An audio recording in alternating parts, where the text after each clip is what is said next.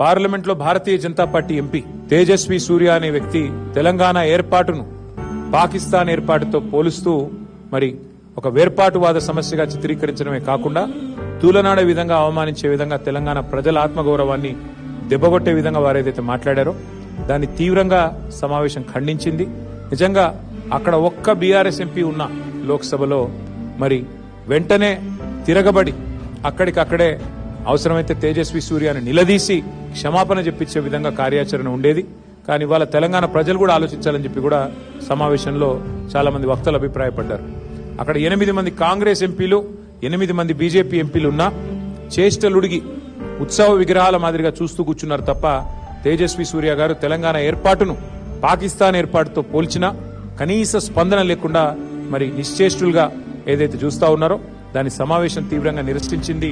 తెలంగాణ ప్రజలు దయచేసి తెలంగాణ పార్టీ ఎంపీలు బీఆర్ఎస్ ఎంపీలు లేని లోటు ఏ రకంగా ఉందో ఆలోచించాలని చెప్పి కూడా ఈ సమావేశంలో చాలా మంది వక్తలు అభిప్రాయం పడ్డం జరిగింది.